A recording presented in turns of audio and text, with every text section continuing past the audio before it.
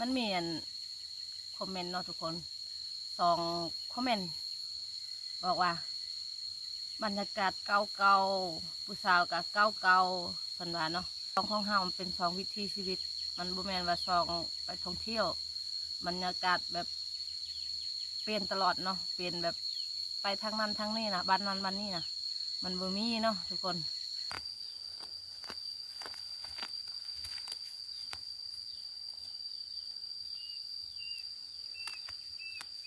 ต้นมักเสรีกะมันบ่งามเนาะถ้าว่าหญ้ามันลายแบบนี้ค่ะถ้าเฮาเฮ็ดบ่ทันนะทุกคนถ้าปล่อยให้หญ้าตัวนี้ใหญ่ค่ะมักเสรีก็จะตายเนาะมันบ่งามเขาก็คือกัน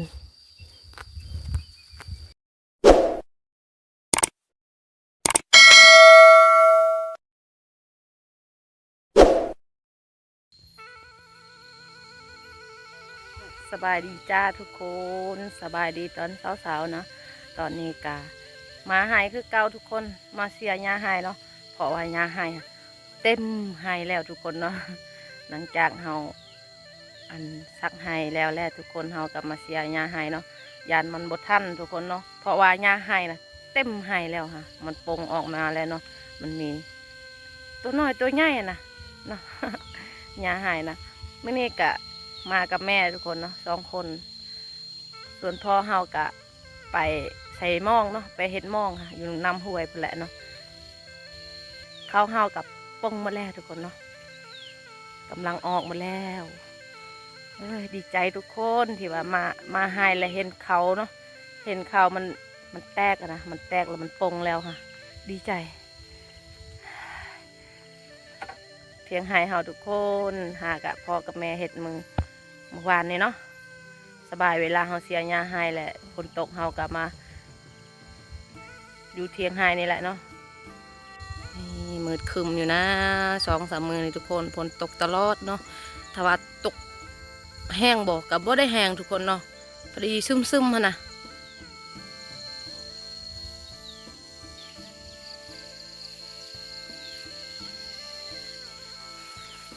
แม่เฮาสิปลูก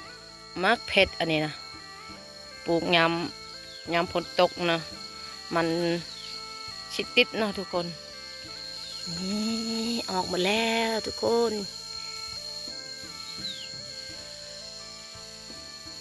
มันมีกอต้นไม้แม่เฮาก็จะปลูกมักเพชรแล้วก็ปลูกมักแตงทุกคนเพราะว่าในกอหน่อไม้ค่ะเวลาเฮาปลูกมักเพชรบ่เฮาปลูกมักแตงบ่มันจะงามทุกคนเนาะเพราะว่าในกอหน่อไม้นี่ค่ะมันจะชุ่มตลอดเนาะมันมีน้ำทุกคนก่อนนี้ก็แม่นมักเพชรคือกันแม่เฮาปลูก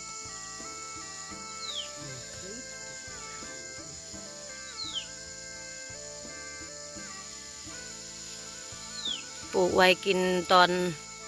พูดและทุกคนเนาะตอนหุดเข้าไปเลยเนาะสิมาเฮ็ดตามเสียมเนาะเดี๋ยวสิมาเฮ็ดก่อน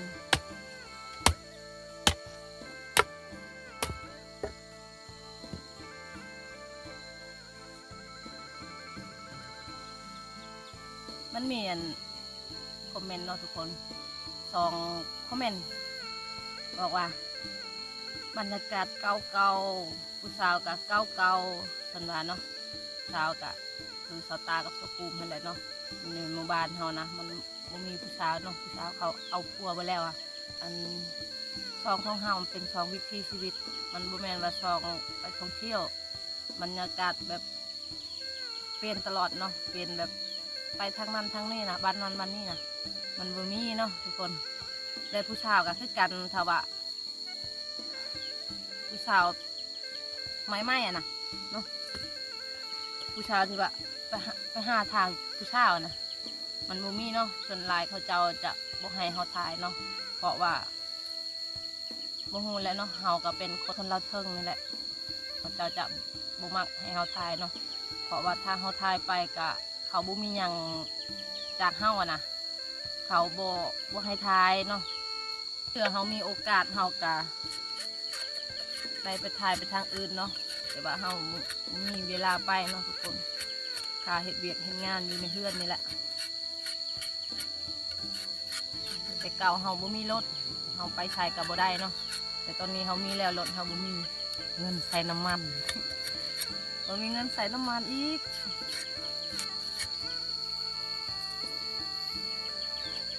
ดูมันน้อยโพด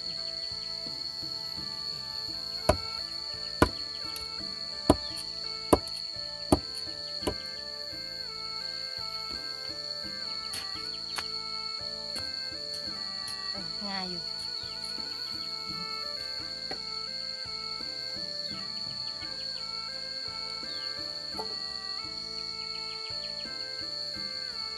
ได้แล้วทุกคนมันให้เฮานี่มันมีระเบิดเนาะทุกคนแต่เฮากะแจ้งงานทีมงานแล้วเนาะทีมงานเก็บกู้ระเบิดนั่นแหละเนาะเพิ่นนั้นมามือวานนี่เนาะเฮาก็แจ้งไปแล้วว่าให้เฮามีระเบิดแล้วก็เพิ่นก็จดข้อมูลไว้แล้วเวลาเชียร์หญ้าหรือว่าเฮ็ดหยังนะทุกคนย่านเนาะย่านบ่ฮู้ว่ามื้อใดมันสิแตกนะ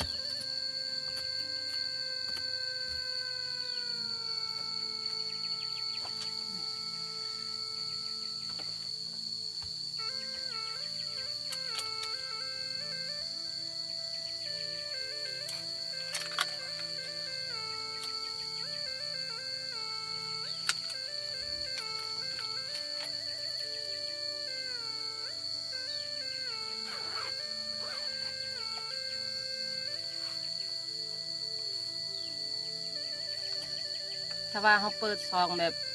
ซองท่องเที่ยวเนาะสมแต่ละหมู่บ้านนะเขาเฮ็ดบ่ได้เนาะเพราะว่าเขาหนึ่งมาเขาเป็นผู้หญิงตัวคนเดียวนะแบบบ่มีทีมงานบ่มีหยังนะ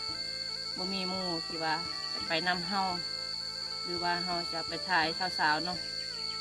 มันยากทุกคนเลยเขาเลยเฮ็ดเปิดซองเป็นวิถีชีวิตของเขาเองเลยค่ะคนอยู่ในหมู่บ้านหนึ่งมาเฮาก็อยากแบบอยากถ่ายนะถึงว่าเฮาถ่ายมันบุดีแน่เนาะมันบุดีแน่แล้วก็มันแบบจังเป็นแบบใดเนี่ยเนาะคน ถ่ายแบบถ่ายมันบ่เป็นเนาะเฮาหากะเฮียนถ่ายตอนเปิดซองนี่แหละเนาะของบุเคยได้ถ่ายแบบเวลาจับกล้องเทื่อมันก็มั่วแน่เนาะบางคนก็ว่าเอ้ยเบิ่งคลิปสาวมอมแล้วมันเมาตา แต่เราก็พยายามทุกคนเนาะครับพยายามให้มันดีแหละเนาะก็คอยไปแหละเราก็ถ่ายแบบชีวิตของเรานี่แหละเฮ็ดอย่างแน่แต่ละมือแต่ละวันการเป็นอยู่ของเราเนาะอยากให้ทุกคนได้เบิ่งว่าการเป็นอยู่นี่นะมันลำบากสำใดอะนะหน่อยเนาะสาวชายตัวนี้นะมันเจ็บมือนะเพราะว่ายามเป็นยาน้ำมีแต่น้ำเลยอะ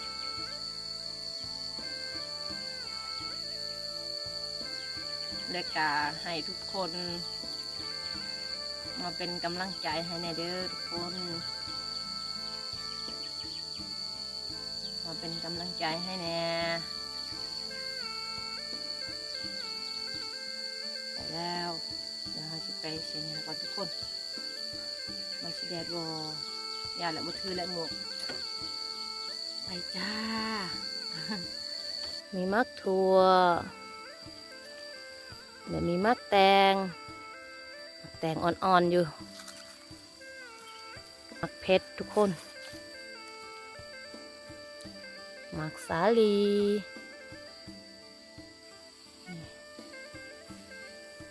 เดี๋ยวมีผักกาดทุกคนมักแตงกระเบิดอัน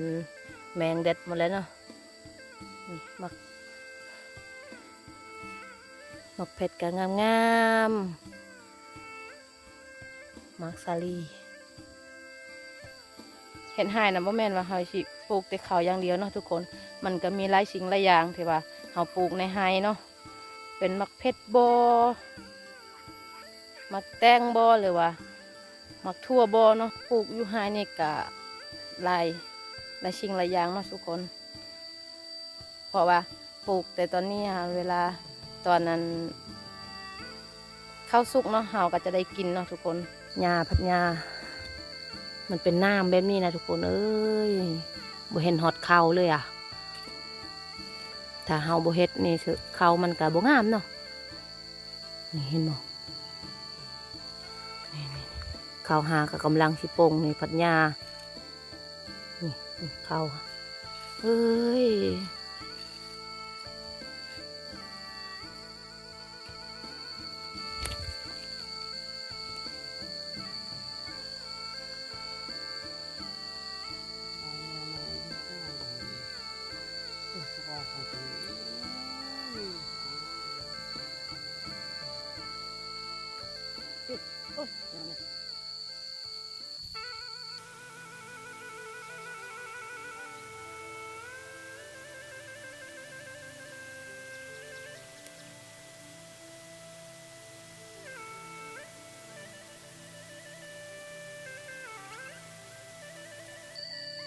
ออกง่ายอยู่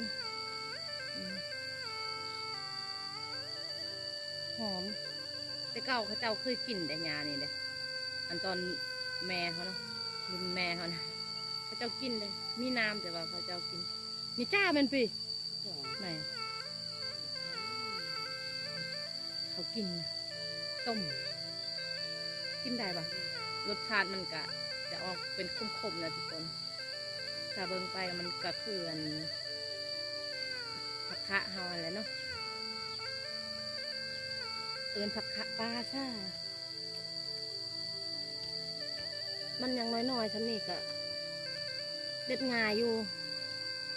แต่ว่ามันใหญ่เถอะอันหากมันลายเนาะมันจะยากแต่พอง่ายก็โอ้ยมือมีแต่น้ำมันนั่นแหละ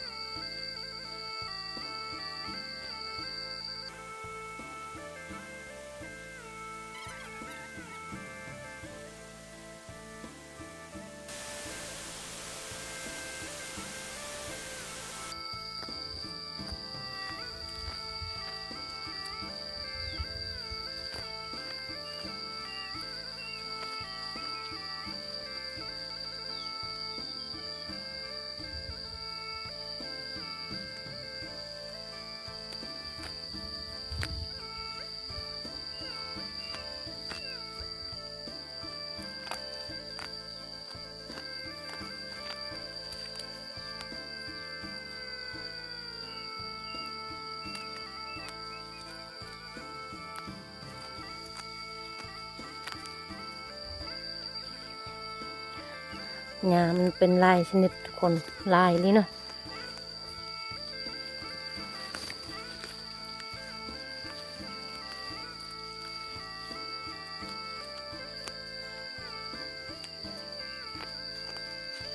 โอ้ยเจ็บเลยถึกน้ำเลย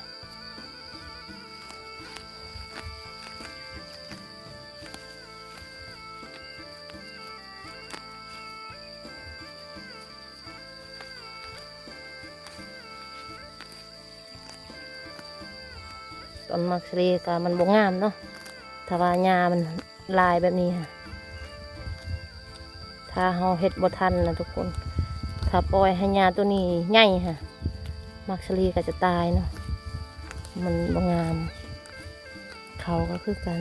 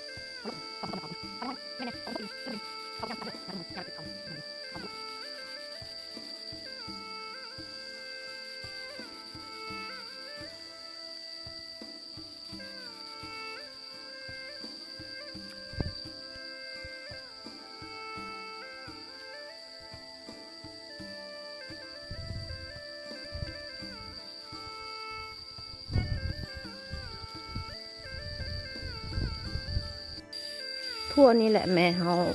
หวานน่ะอุ้นจนฮอตอยู่เทิงพุ่นนะจนฮอตเทิงพุ่นเลยทุกคนอ่อนเลยทุกคนเอาไปกินกับลาบเนาะเอาไปกินกับก้อยงัวหรือว่าลาบงัวโอ้แสบอีเลยทุกคนอยากกินเด้ว้าวเลยอยากกินโลดนะ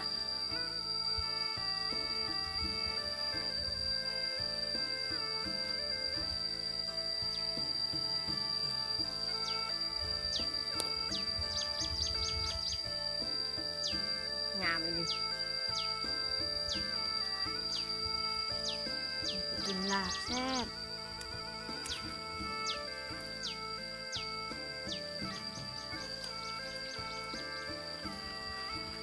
ผักก่อน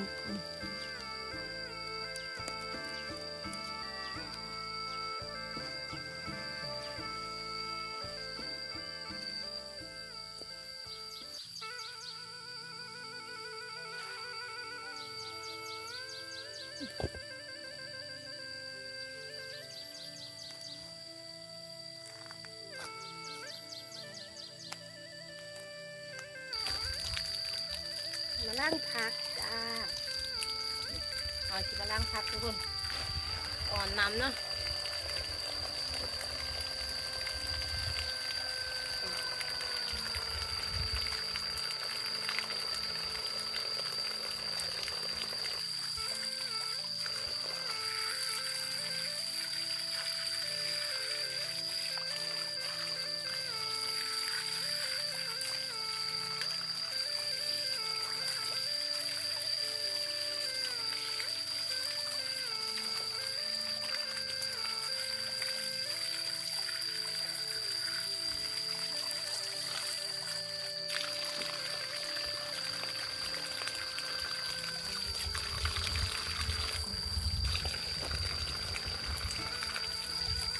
สบายทุกคนมีน้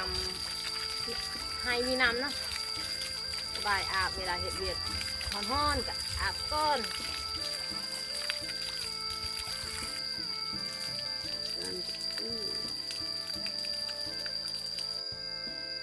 ถ้าแม่ก็ทุกคนแม่ยังอาบน้ำอยู่ เดี๋ยวเราก็สิปิดคลิปก่อนทุกคน ขอขอบคุณเด้อที่กดติดตามและรับชมฝากกดไลค์กดแชร์เพื่อเป็นกำลังใจให้แน่แล้วพบกันใหม่ EP หน้าสำหรับ EP นี้ลาไปก่อนสบายดีเด้อไปก่อน